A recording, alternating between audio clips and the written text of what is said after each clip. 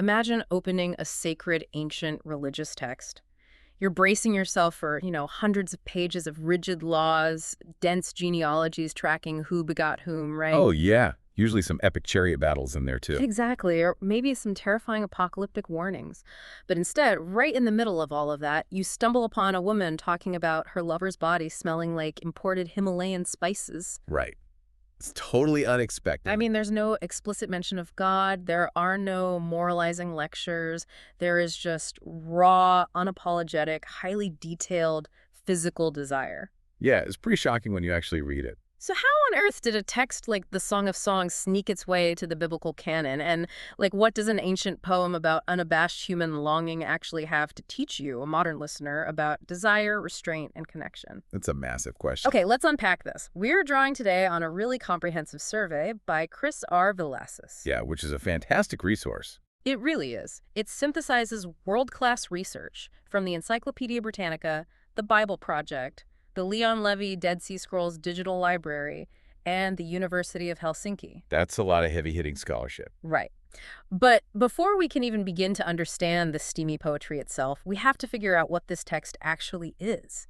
And frankly, the title alone sets an almost impossible standard. It really does. I mean, in the original Hebrew, the book is titled Shir HaShirim, Okay. which literally translates to the Song of Songs.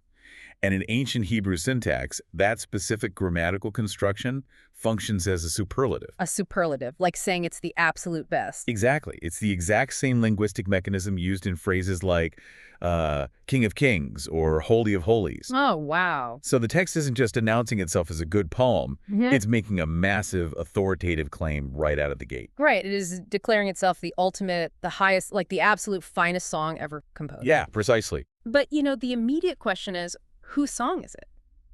Because traditionally, anyone who grew up around this text heard it called the Song of Solomon.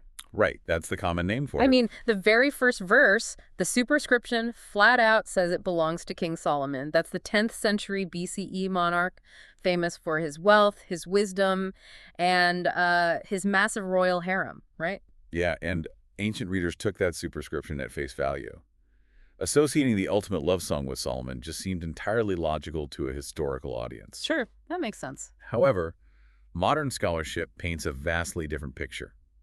The consensus today views the Song of Songs not as a single continuous narrative penned by one royal author in a palace. Wait, really? So it's not just one guy writing this? No, not at all. It's viewed much more as an anonymous, evolving anthology of love poems gathered over centuries. So like a collection. Exactly. The text contains deep layers. On one hand, you certainly have older monarchic memory, Like what? like descriptions of royal chariots, elite guards, and a level of opulence that perfectly matches the cultural memory of the Solomonic era. Okay, so it sounds like Solomon. It does.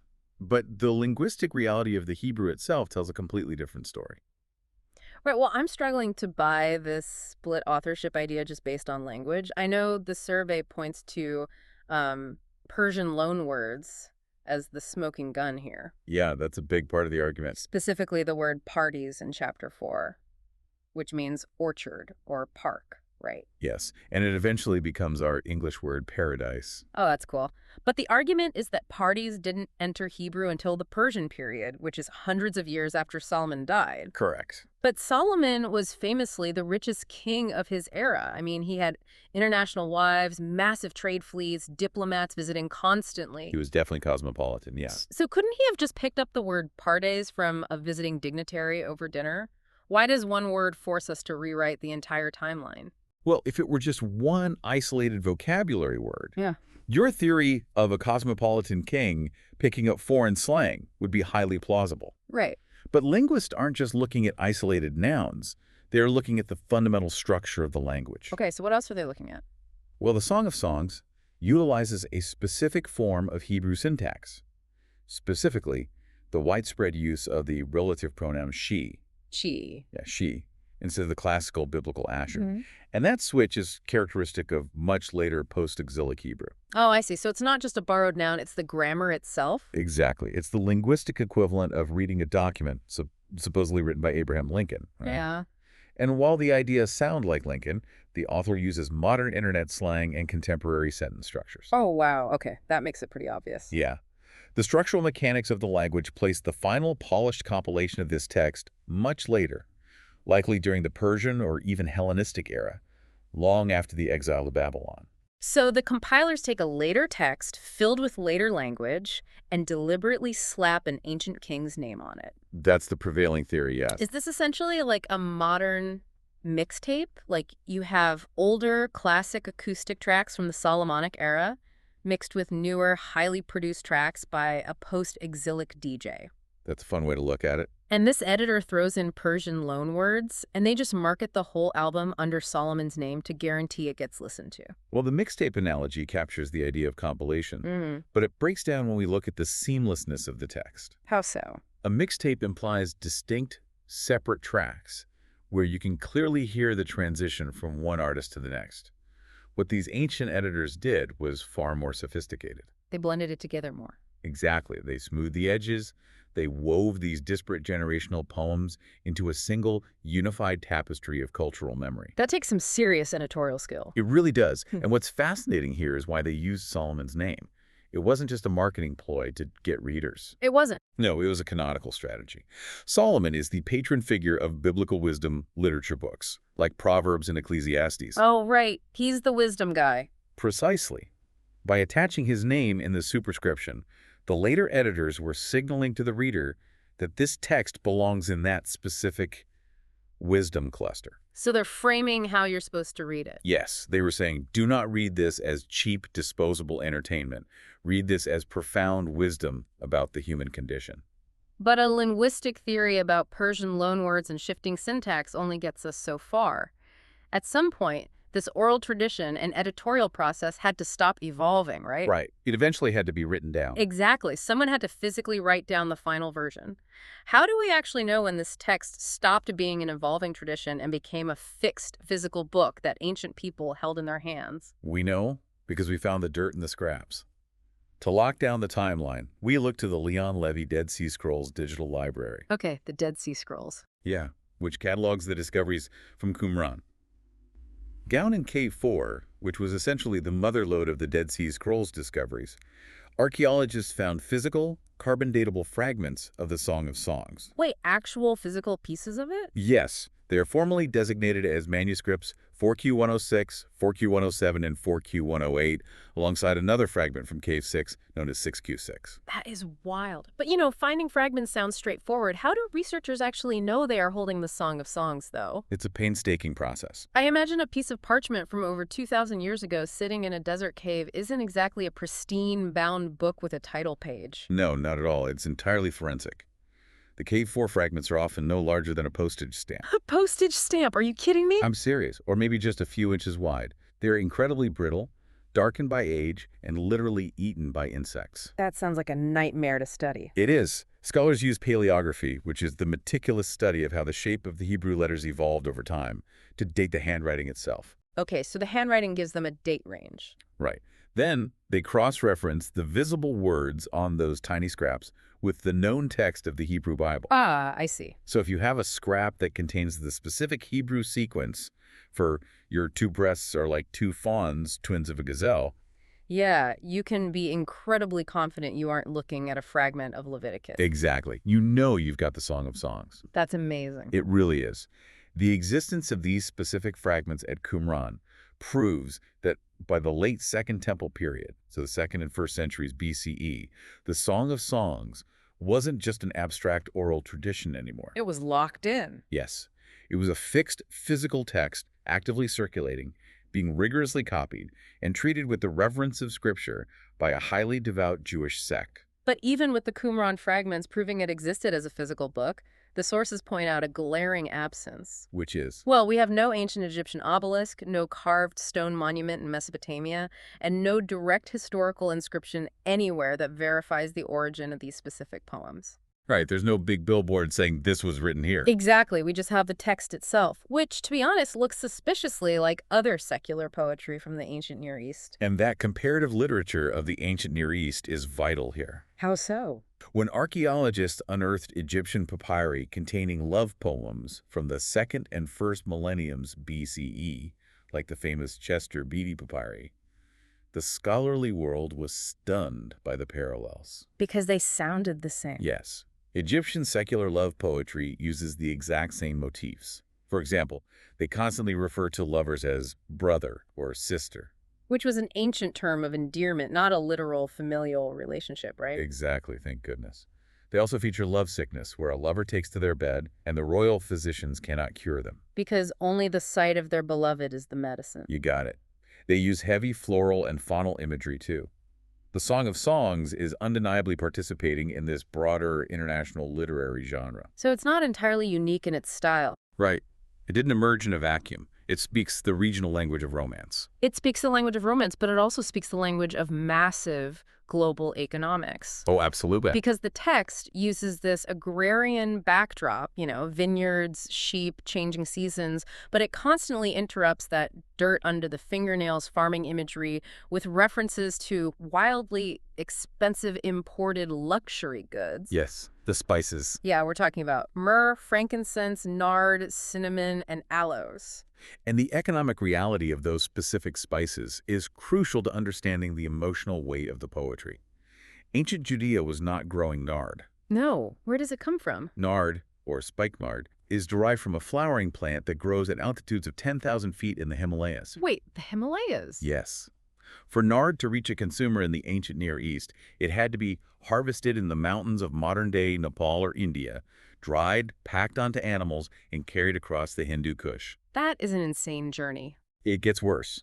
It had to survive months of treacherous caravan routes through Persia, avoid bandits, and incur exorbitant taxes at every border crossing. All just to end up in a tiny vial in Jerusalem. Exactly. Cinnamon required similar maritime and overland routes from South Asia. Frankincense and myrrh had to be brought up through the grueling desert caravan networks of the Arabian Peninsula. So when the poet looks at their lover and compares them to nard or cinnamon, they aren't just saying, you smell nice. Not at all. They are effectively saying, your presence is worth the GDP of a small nation. Like, you are the culmination of a 3-month perilous journey across the known world. That's a perfect way to put it. It is the most extreme, hyper-elite sensory language available. But if this text looks structurally like secular Egyptian poetry and is obsessed with the sensual details of imported Himalayan luxury goods... How did it make the cut? Yeah. How did a deeply conservative, ancient religious community let this anywhere near their sacred canon? It feels like finding a trade manifest for luxury perfumes that accidentally got bound into a religious text. It really does. But to understand its survival and canonization, we have to look past the perfume and examine the brutal sociology of the world that produced it. Okay, lay it on me. The society of the ancient Near East was a deeply entrenched honor-shame culture. In this environment, the concept of the individual basically didn't exist. So you weren't just your own person? No. Your identity, your economic survival, and your social standing were entirely wrapped up in your household. And the primary currency of the household was public reputation. Wow, that's intense. It was. And we see the enforcers of this system explicitly written into the Song of Songs. Right, because the lovers aren't operating in a vacuum. There's a supporting cast constantly watching them. Exactly. In Chapter 8, we meet the brothers, and they aren't just background characters. They're acting as the patriarchal guardians of the family's honor. They are very protective. They talk about their little sister and explicitly state how they are going to guard her, protect her, or essentially lock her away, depending on her behavior. Yet, the brothers represent the strict, unyielding boundary of ancient patriarchy. You also have the recurring presence of the mother, representing the dense familial bond that dictates ancient life. So the family is always hovering. Always. And perhaps most importantly, you have the daughters of Jerusalem. They function much like a chorus in a Greek tragedy. Oh, interesting. So they're like an audience. Yes. They are the public audience, the community gaze, constantly watching, judging, and reacting to this romance. In an honor-shame culture, nothing is truly private. The community is always watching. Here's where it gets really interesting, though. We have this incredibly tight, heavily monitored, patriarchal society. The brothers are guarding the doors. The community is watching. Right. We naturally assume an ancient romance in this setting involves a passive woman waiting to be treated like property or rescued like a princess. That's the stereotype. But the main voice in this text completely shatters that expectation. The female voice, the Shulamite, is the most prominent, dominant speaker in the entire book. She really is. She doesn't just respond, she initiates. She is actively running through the city streets at night looking for her lover. The text's subversion of gender roles is staggering. She has total relational agency. It's so unexpected for the time period. And the text goes out of its way to contrast her with the insulated women of the royal court. Early in the book, she talks about being forced by her brothers to work in the vineyards, and she points out her dark, sunburned skin. And in the ancient world, pale skin was a status symbol, right? Exactly. It meant you were wealthy enough to stay indoors, shielded from the brutal Middle Eastern sun. Sunburned skin was the mark of public manual labor. So her sunburn essentially makes her a working-class hero. She is out in the dirt doing the labor, while the daughters of Jerusalem are presumably the sheltered, privileged women of the city. Yes. Does this contrast serve to elevate her physical reality over the artificial, sheltered life of the palace? That is precisely the narrative function of her labor. The text uses her physical reality to emphasize her strength and her unvarnished humanity. She's a real person, not an ideal. Right. She isn't a delicate object waiting to be claimed. She is an active participant who knows the harshness of the real world. And the male voice in the poem completely honors that. How does he respond to her? Well, he never commands her. He never treats her as a conquest or a subordinate. The language he uses is entirely responsive, deeply affectionate, and astonishingly vulnerable. It's beautiful. It is. The text is portraying a relationship of absolute mutuality and equality, which, in the rigid patriarchal structure of the ancient Near East, borders on the revolutionary. It is radical. I mean, her relentless pursuit drives the entire narrative forward. Yes, it does. But, and this brings us to how the book is actually built. Every time the passion accelerates, the text suddenly slams on the brakes. We have these recurring refrains that interrupt the poetry. And those interruptions are the key to understanding the literary structure of the book. Okay, let's get into the structure. Scholars classify the Song of Songs as a lyric anthology. If a reader approaches this expecting a traditional Western drama like a clear Act 1, Act 2, and Act 3 with a linear plot, they will be hopelessly confused. Because it just jumps around so much. Exactly. It is not a chronological script. It is a carefully curated sequence of emotional states. So if it's not a linear story, how is it organized? I know there is a massive debate among scholars about a chiasm. What exactly is a chiasm, and why do some people think this entire book is built like one? A chiasm is a specific literary device highly favored in ancient Near Eastern literature, designed for an oral culture that needed to memorize long texts. Okay, so it helps with memory. Right. Instead of a linear A to B to C progression, a chiasm is symmetrical. It's mirror-like. Mirror-like. Give me an example. Think of it like a daily routine. A is your morning coffee, B is your commute to work, C is the big presentation in the office. Okay, I'm with you. Then B prime is your commute home, and A prime is your evening tea. The structure folds in on itself, and the most important event, the climax, isn't at the end. It is right in the middle at point C. Oh, that's fascinating. Many scholars argue the Song of Songs is a massive chiasm, where the opening themes of searching and spring, that's point A, mirror the closing themes of permanence A prime. And what's in the middle? The geographic center of the book, which is the guarding consummation in chapters 4 and 5, that's the focal point, point C. But the survey notes that there is no universal agreement on this massive, book-wide chiasm. People argue over exactly where the sections begin and end, right? Oh, constantly. They essentially end up forcing the poetry to fit their mathematical models. Which seems like it defeats the purpose of poetry. Exactly. Which is why the most productive way to read the structure isn't to obsess over a rigid mathematical outline, but to pay attention to the repeated motifs. Like the refrains. Yes. And the most glaring, unmissable structural motif is the refrain you mentioned earlier. 3 distinct times. In Chapter 2, Chapter 3, and Chapter 8, the woman turns to the chorus, the daughters of Jerusalem. And what does she say? She delivers a very specific solemn charge. Ah. Do not stir up or awaken love until it pleases. So are these refrains essentially ancient relationships speed bumps? Speed bumps. I like that. Yeah, like every time the poetry accelerates, the descriptions get incredibly physical, the tension is sky high. Right, it's building and building. And just when it seems the whole thing is going to boil over, the author throws down a massive speed bump to say, whoa, pace yourself, don't wreck the car. Speed bumps captures the function perfectly, but we have to look at why they are placed there. This raises an important question about ancient ethics. How so? The refrain is establishing a profound boundary. It acknowledges that the desire being described is overwhelmingly powerful and that this power is inherently good. But it insists that something this powerful cannot be forced, manipulated, or rushed. It requires proper timing and mutual readiness. It's about respecting the power of it. Yes, the repetition builds emotional tension. You have this intense burning longing, continuously checked by a self-imposed call for patience. It's a masterful literary technique that forces the reader to sit in the friction of waiting.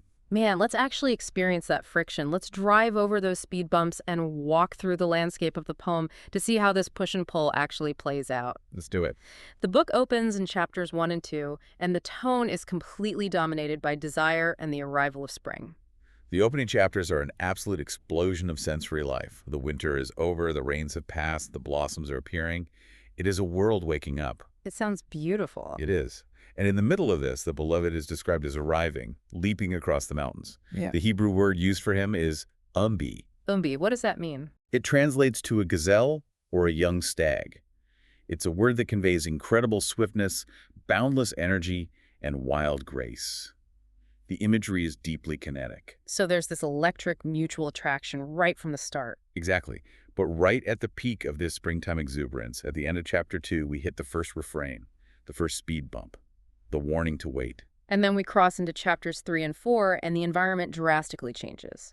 We leave the bright, open springtime mountains and enter a vulnerable, dark cityscape. It's a very sudden shift. The woman is searching for him at night. We get a sudden, almost jarring description of a royal procession featuring King Solomon's palanquin surrounded by armed guards. Yes, the tone gets much heavier. But the emotional core of this section arrives in chapter 4 with a central metaphor that changes everything. The beloved is described as a locked garden.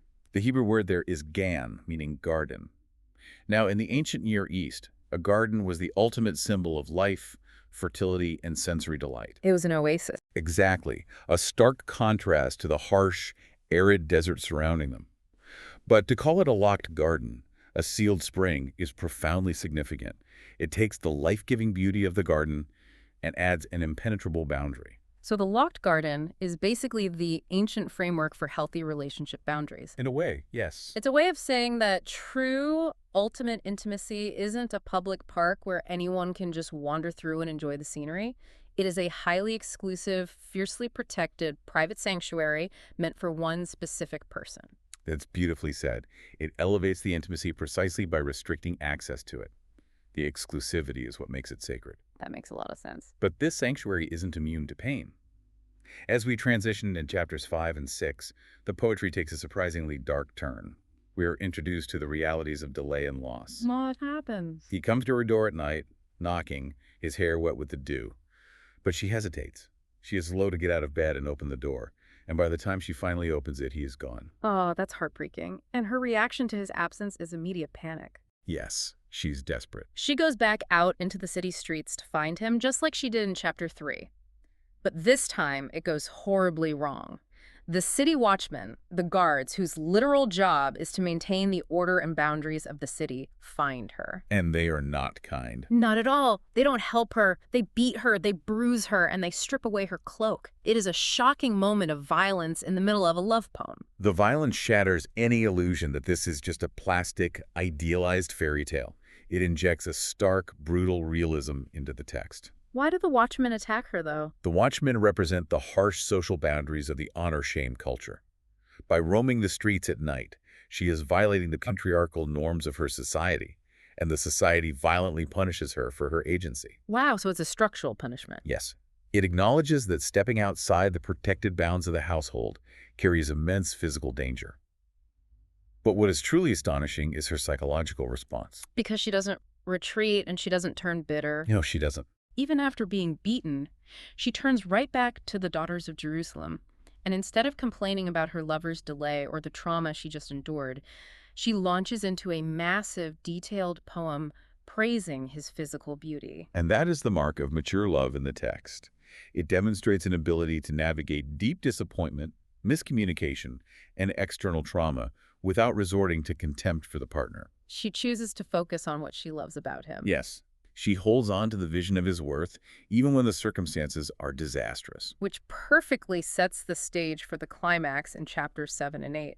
Having survived the delay and the trauma, the poetry shifts to permanence. Right, the language changes again. They start comparing each other's bodies to massive geographical landmarks. She is as beautiful as Tirzah, as majestic as Jerusalem. Her nose is compared to the Tower of Lebanon looking toward Damascus. Modern readers often laugh at a woman's nose being compared to a military watchtower. I mean, it doesn't sound like a compliment today. Right, but in the ancient context, it was the highest compliment. Architecture and geography denoted permanence, majesty, and unshakable strength. Oh, okay, so it's about stability. Exactly. They were using the largest, most immovable objects in their world to describe the scale of their love.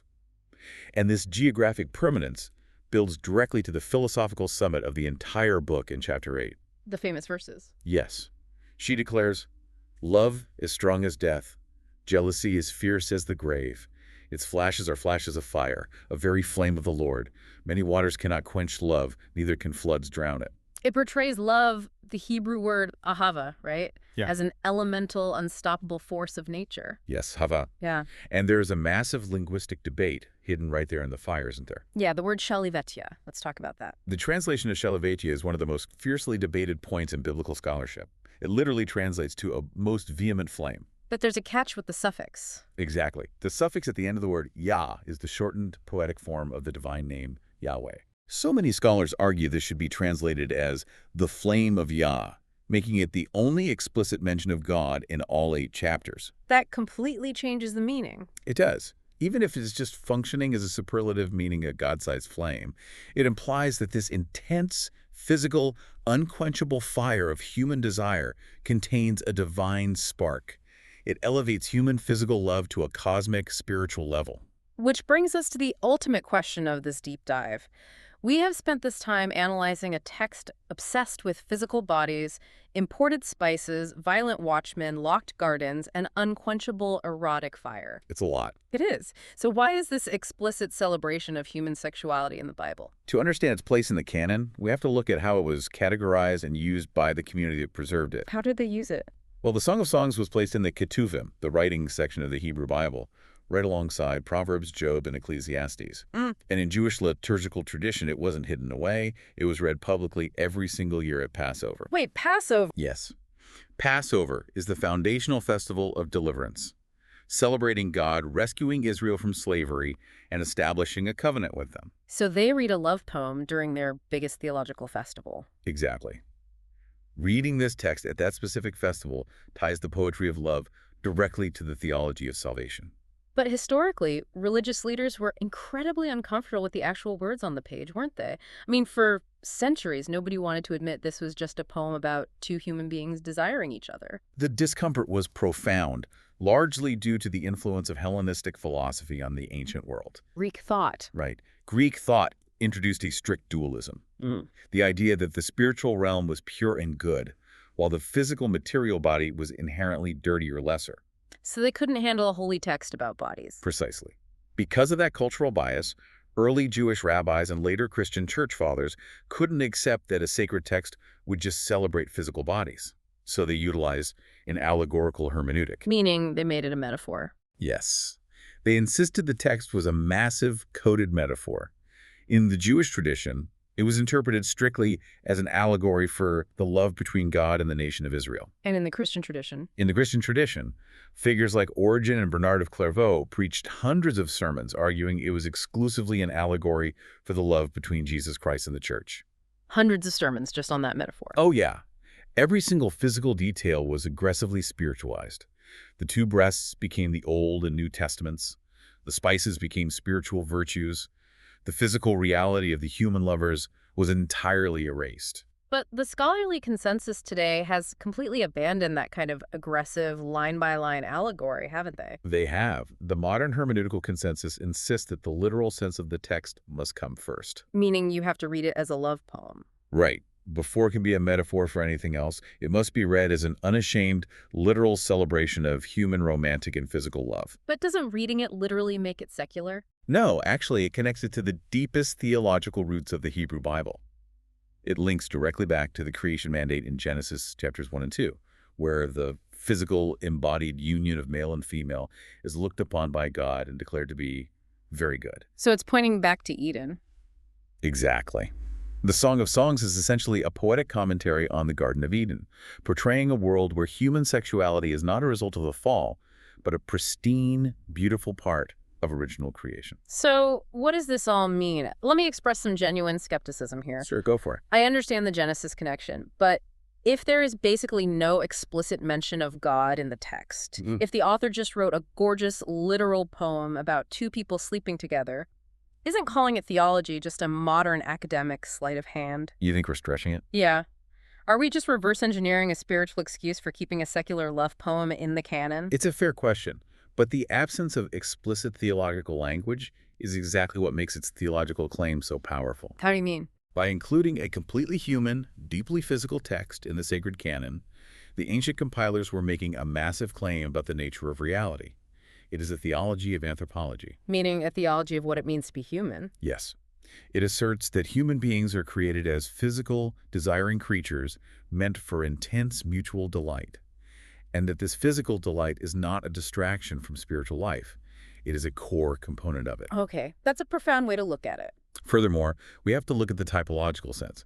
The broader biblical narrative constantly uses this exact type of exclusive, covenantal human love as its primary vehicle for explaining the divine. Like where?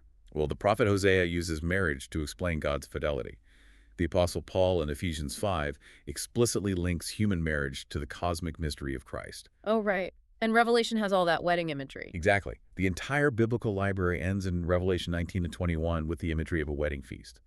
The Song of Songs provides the raw, literal vocabulary of love that the rest of the Bible relies on to explain the heart of God. Wow. Okay, so if we accept that this ancient text treats physical love as something deeply sacred, designed, and worthy of immense patience, how does that message intersect with our world today? It's incredibly relevant. What is the practical application for you, the listener, trying to navigate relationships in the 21st century? If we connect this to the bigger picture of modern culture, the relevance of this ancient poem is staggering.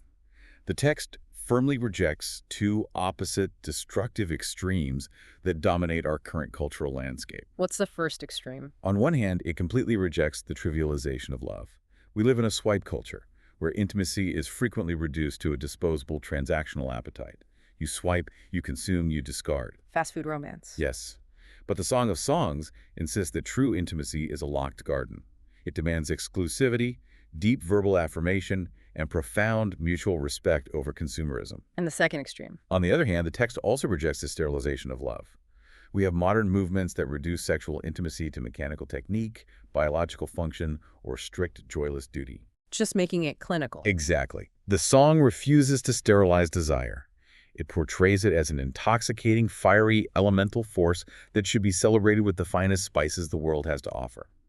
We live in an era that worships instant gratification. Everything is on demand, delivered same day. And yet, this central piece of ancient wisdom repeatedly hits the brakes, looking us in the eye to say, do not awaken love until the time is right. It's a hard message for today. It is. Is the ultimate takeaway here that the friction of waiting, the deliberate slowing down of our desires, is actually a feature, not a bug, in how human relationships are supposed to work? The friction is the entire point. In a world that tells us faster is always better and friction is an obstacle to be eliminated, the song insists that love is covenantal, not consumerist. It takes time to build. Yes, intimacy that is rushed, forced, or bought entirely loses its fire. The boundaries of the locked garden, the patience demanded by the refrain, the slow build of the poetry. Those aren't just arbitrary roles. Exactly. These aren't prudish, ancient prohibitions meant to ruin human enjoyment. They are the structural protections necessary to allow the fire of love to grow so intensely that many waters cannot quench it. It's about protecting the fire, not putting it out. Exactly right. It offers a profoundly positive, life-giving sexual ethic centered on mutual agency and deliberate patience. As we pull all these ancient and modern threads together, we arrive at the core takeaway of our deep dive. We have covered immense ground today. We really have. We traced the Song of Songs from its highly debated linguistic origins and those brittle, carbon-dated scrolls pulled from the dirt of Qumran Cave 4. The forensic history alone is amazing. It is. We unpacked its revolutionary subversion of patriarchal power, highlighting a sunburned, working-class woman who exercises absolute relational agency. And we walked through its literary architecture, the the recurring refrains, the locked gardens, and the unquenchable fire. It's a masterpiece of literature. What remains is a profound canonical affirmation that human desire, when guided by wisdom, patience, and mutual respect, is a breathtaking, life-giving force. It honors the physical reality of how we are constructed without ever apologizing for our humanity. I couldn't agree more. And that leads to a final thought I want to leave you with, our listener, as you step back into your day. We spent a lot of time analyzing the striking absence of explicit religious language in these 8 chapters. The missing name of God. Right. But what if that silence isn't a mistake? What if the ancient editors deliberately left God's name out of the text to teach a profound lesson? That you do not need overtly spiritual language to experience the divine. That's a really challenging idea. It challenges you to look at your own daily life, the ordinary conversations with your partner, the friction of waiting, the physical moments of connection, and consider the possibility that those deeply human earthly experiences might actually be the most sacred things you will do today. Thank you so much for joining us for this custom-tailored deep dive. Keep unpacking the world around you, keep asking the hard questions, and we will catch you next time.